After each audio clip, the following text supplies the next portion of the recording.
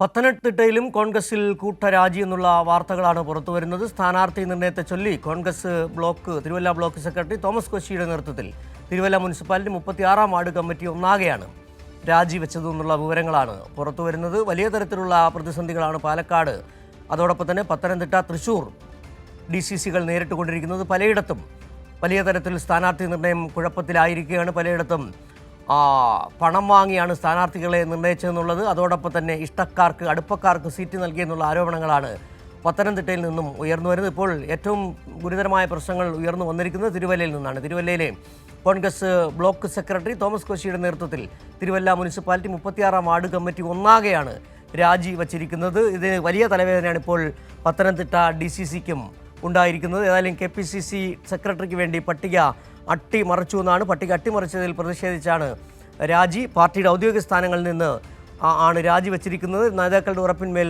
Reji vote അഭ്യർത്ഥന തുടങ്ങിയിരുന്നുള്ള വിവരങ്ങൾ കൂടി പുറത്തു വരുന്നുണ്ട്. ഏതായാലും പത്തനംതിട്ട തിരുവല്ലയിലെ ബ്ലോക്ക് സെക്രട്ടറി തോമസ് കോശിയുടെ നേതൃത്വത്തിൽ തിരുവല്ല മുനിസിപ്പാലിറ്റി 36-ാം വാർഡ് കമ്മിറ്റി ഒന്നാകെയാണ് രാജിവെച്ചതെന്നുള്ള വിവരങ്ങളാണ് പുറത്തു വരുന്നത്. സുജു T. ബാബു ചേരുന്നുണ്ട് പത്തനംതിട്ടയിൽ നിന്ന്. സുജു, എന്താണ് പത്തനംതിട്ടയിൽ, തിരുവല്ലയിൽ മാത്രമല്ല ജില്ലയിൽ ഒന്നാകെ DCCക്ക് തലവേദന സൃഷ്ടിക്കുന്ന വാർത്തകളാണല്ലോ പുറത്തു വരുന്നത്? നിരവധി പേർ, അതായത് ഇഷ്ടക്കാരെ, അടുപ്പക്കാരെ നിയമിച്ചു, പട്ടിക അട്ടിമറിച്ചുകൊണ്ടുള്ള നിയമനങ്ങൾ. എന്തൊക്കെയാണ് പത്തനംതിട്ടയിലെ കോൺഗ്രസിൽ ഇപ്പോൾ നടക്കുന്നത്?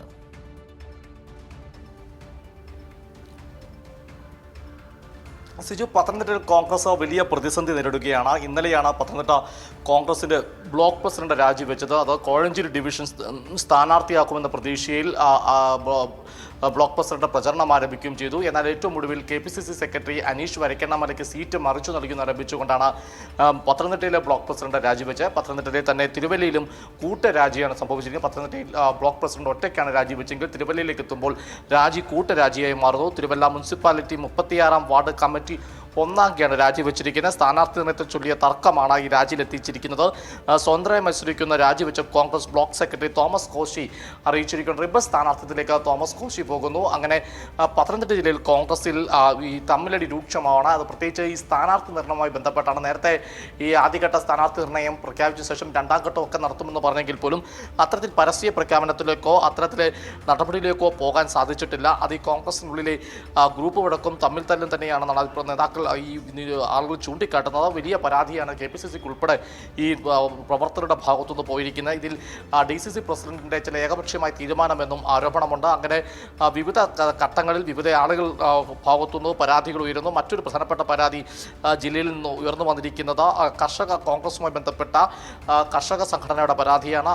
ഈ സ്ഥാനാർത്ഥി നിർണയം പലതരത്തിൽ കോൺഗ്രസിന്റെ പല സംഘടനകളുടെ നിന്ന് അടക്കം വലിയ പരാതികൾ സ്ഥാനാർത്ഥി നിർണയത്തിൽ ഉയർന്നു വരുന്നുണ്ട്.